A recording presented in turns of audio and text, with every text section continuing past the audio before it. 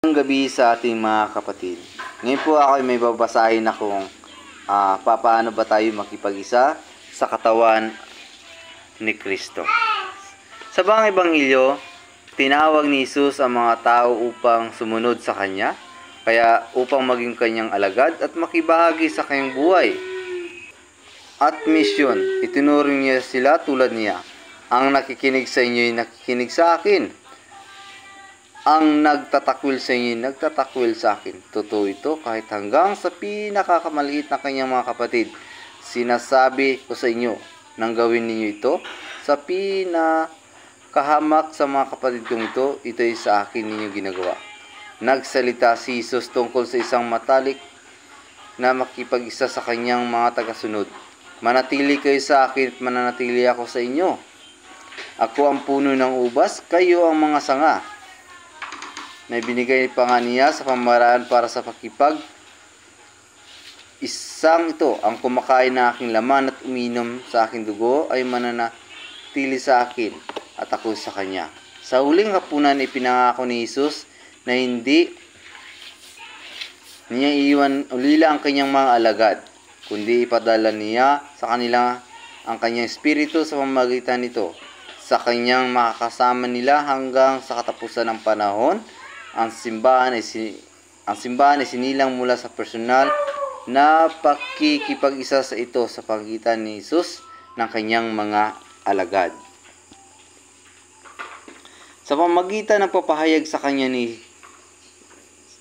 kanyang espiritu sa kanyang mga kapatid, tinawag na magkatipon mula sa lahat ng lahi. Ginawa sila ni Kristo na maging kanyang katawan sa isang paraang mistiko. Kaya't ang simbahan ay hindi lamang parang isang katawan, kundi ang katawan ni Kristo. Tunay na pinag-isa sa Kanya ang kanyang katawan mistiko. Ang mistiko ay hindi nangangahulugang di totoo, kundi isang katotohanang hindi limitado sa panlabas na kaayusan lamang. Sa makatuwid, ito ay matatamo lamang sa pamagitan ng pananampalataya sapagkat ito ay kabilang sa misteryo ng mapanligtas na plano ng Diyos na tago sa mahabang panahon ngunit ipinahayag sa Ebanghelyo. Ang katawan ni Kristo kung gayon ay maaaring tumutukoy sa pisikal na katawan, makasaysayang Jesus na inako niya ang pagkakatawang tao. Mababasa natin sa John 1:14, ang salita ay nagkatawang tao. Ang kanyang katawan ay eukaristiko, nagpapatutuo sa presensya ng personal na Kristong muling nabuhay sa ating paraan. Sakramental ng kanyang mapagligtas na pagpapasakit o ang kanyang katawang mistiko sa simbahan. Ang mga mananampalatayang nagkakaisa kay Kristo bilang ulo at pinag-iisa at pinagbibigyang buhay ng kanyang espiritu. Pagkakaisa, pagkakaiba sa loob ng katawan ni Kristo. Sa simbahang mayroong malawak na pagkikipag-iba na mga kaanib sa gampanin. Ibig sabihin nito, ang pagkakaisa ng katawan ni Kristo ay hindi nangungulugang pagkakapari-pariyo. Sa halip, may iba't ibang kaloob, ngunit isa lamang ang espiritong nagkakaloob ng mga ito. Iba't ibang paraan ng paglilingkod, ngunit isa lamang ang Panginoong pinaglilingkuran.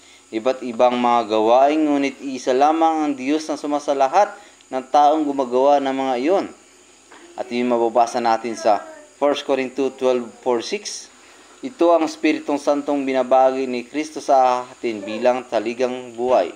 Ang kaluluwa ng kanyang katawan na umiiral bilang isa, magkakatulad sa ulo at mga kaanib. Nagbibigay buhay, nagbubuklod at nagpapakilo sa buong katawan. Kung kaya't idadalangin natin.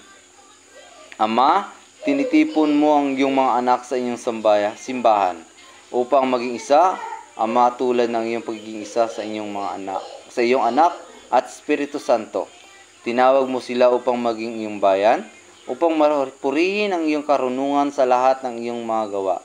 Ginawa mo silang katawan ni Kristo at tahanan ng Espiritu Santo. Magandang gabi sa inyong lahat.